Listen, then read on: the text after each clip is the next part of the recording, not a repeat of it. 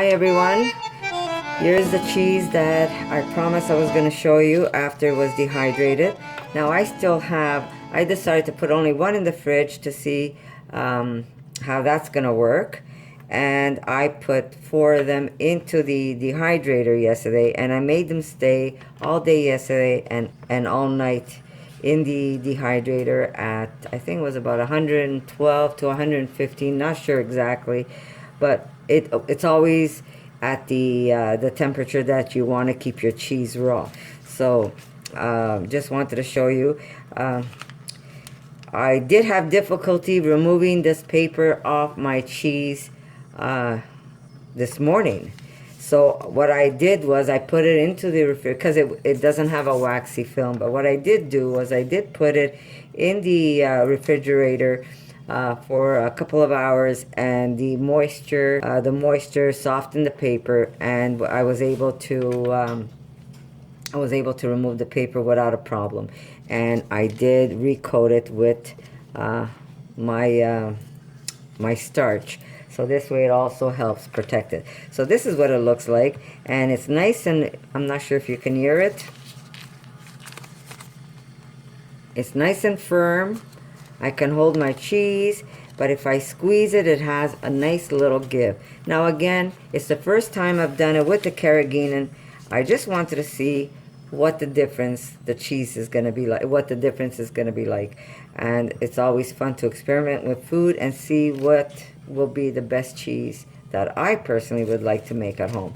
So this is a test, and we're going to find out how long it's going to also last as we age it. I have no idea if it's going to last as long, or if it might spoil because of the carrageenan. I have no idea.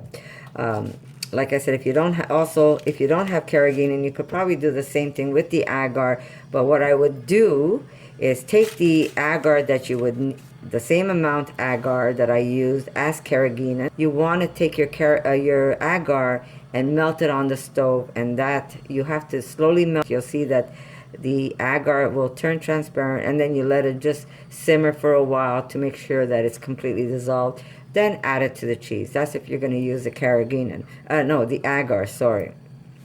If you're using the carrageenan, you don't have to do that step. You just take it and dump it straight into the cheese. And by the way, people, carrageenan is safe. It's no different than using agar. There is one type of carrageenan. There's a few different types. There is one that they say is not safe, but the Kappa carrageenan is safe, so don't be afraid to use it.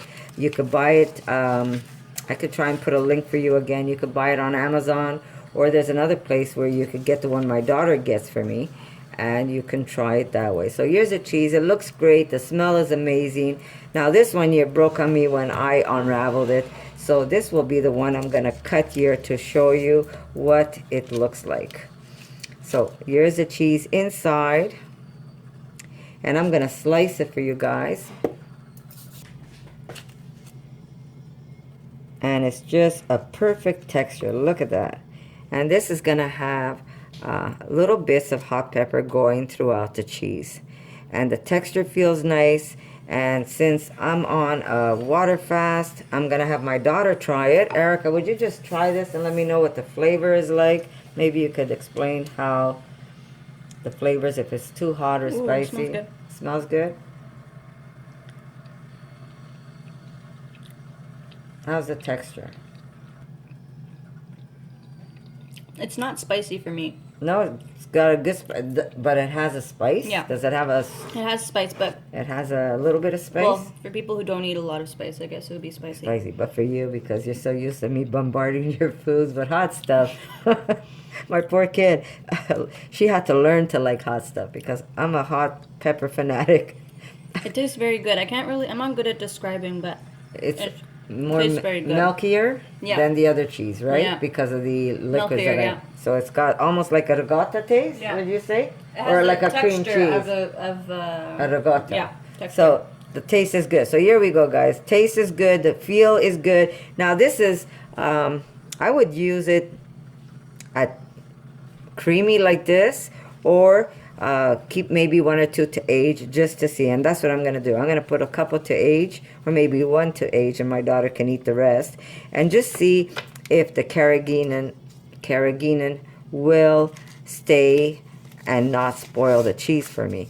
Again, it's going to go into a paper box, and I will do the same thing I told you I was going to do. I will make sure that there's no moisture on the paper, that it's always coated in starch. And if I do see moisture, get a clean piece of paper and put that underneath after I restarch it, and back into the box until it gets to a firmness you like. Now you say, how long does it take to age? Well, it really is up to you. You could let it age for a month, or you could let it age 3 months.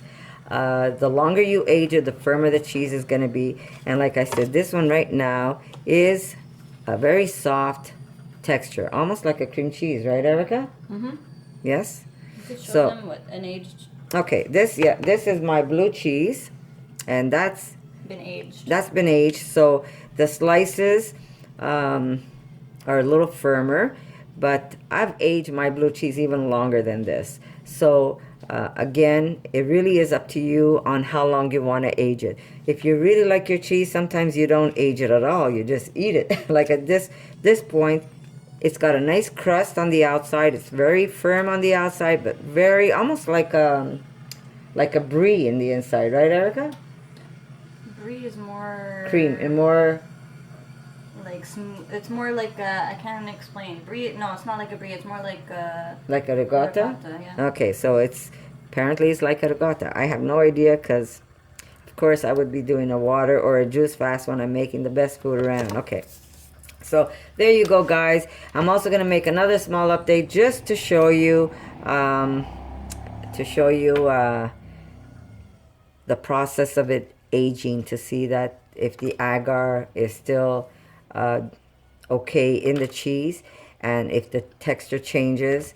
So here you go. I hope you like this little video, and I will be doing another one for you, and we'll see another update after this one. So thank you again, and I'll see you later.